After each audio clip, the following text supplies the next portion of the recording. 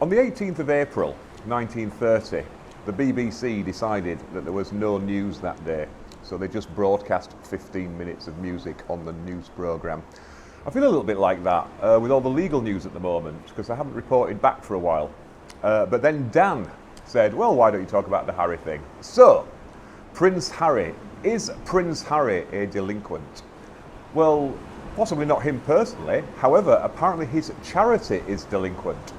So what do I mean by all this? Well, as you probably know, if you care about such things, Prince Harry has a charity that's based in the United States.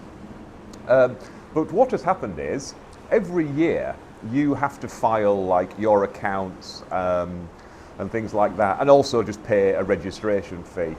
And he failed to do that. They apparently forgot to send the cheque. So they've got a letter saying, aha, you are delinquent. Now either put this right or we will strike you off as a charity. So although people are making a big thing about this, really it just seems like an admin error. It's hard to imagine that Prince Harry can't find the few $100s for the registration. I mean, people who have their own businesses might be familiar with this. It's like every year with Companies House, where you have to pay the 13 quid and send the confirmation statement off and file the accounts. And if you don't do that, you get nasty letters saying, oh, you owe us 100 quid, and also if you don't put this right, we will strike, we'll dissolve your company. And then you've got a bit of time to put it right. And that's all that's happened here. Now, some people have said, because they have actually filed the accounts, and apparently they aren't taking in anywhere near the amount of money that they used to do. Because the charity is a foundation, and the definition of a foundation is it's an organisation that gives money away to good causes. So obviously they need to get the money in to get the money out. So there you go. I mean, I don't think it's that big a story actually, but I thought I'd mention it. To pad this out, what else is happening in the legal world? A lot of our American friends going on about the Lucy Letby trial, because what's happening there, and I have to be careful. As you may know, Lucy Letby was convicted of certain offences.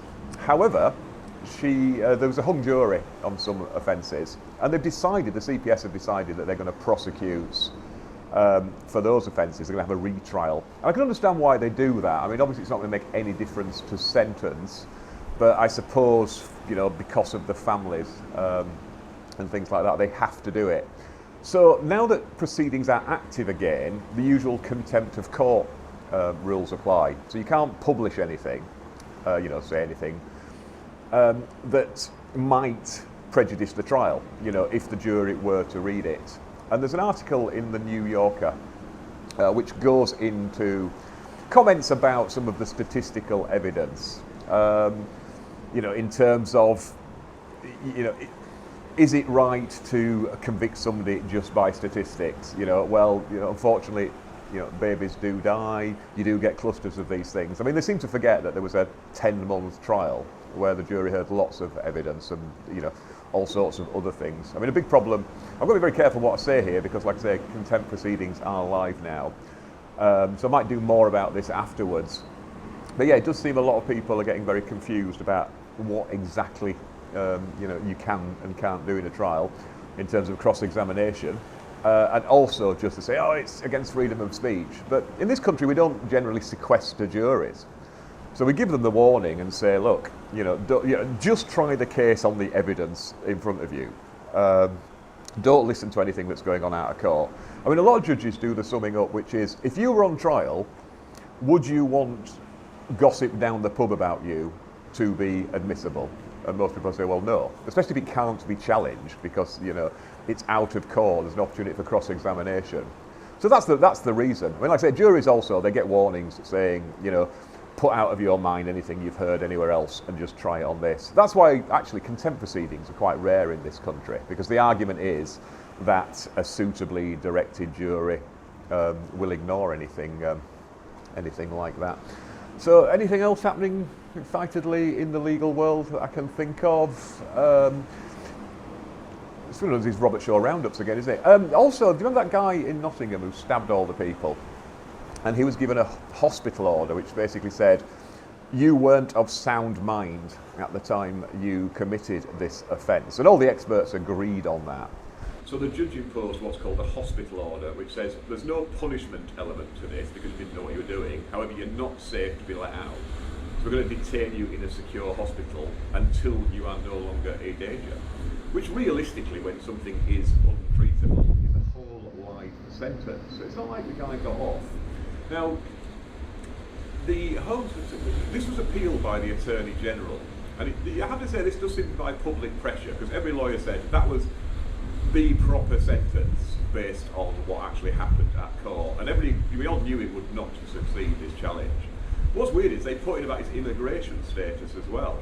They said, oh, his immigration status is a bit dodgy, and the court didn't take that into account. Well, that's not something you take into account in sentencing. It's like you are punished for what you did, and the mere fact somebody's immigration status is confusing. That doesn't negate we only punish people for things that they consciously did, not things that they did when they were completely out of their mind. And what's really weird is that the Attorney General in the hearing conceded that was a ground that wasn't sustainable, and more or less conceded actually that the judge had got it right. So this does seem to have just been for the public relations element. Which I don't know, I can see why the families were upset, but I think this probably just dragged it out for them. Because they should have been told this is not going to succeed, so they should have been warned then. So there you go. As always, hope you found that vaguely interesting, vaguely useful, vaguely accurate. Where am I today? I'm at Pendennis Castle again. I'm actually in one of the old gun ports. So across there, that's the Falmouth Bay. There's another castle on the other side, so they could shoot from each end. And as I mentioned before, there used to be a big chain across the harbour to keep all the ships out. So I'll get out of the way and you can have a little look at the sea.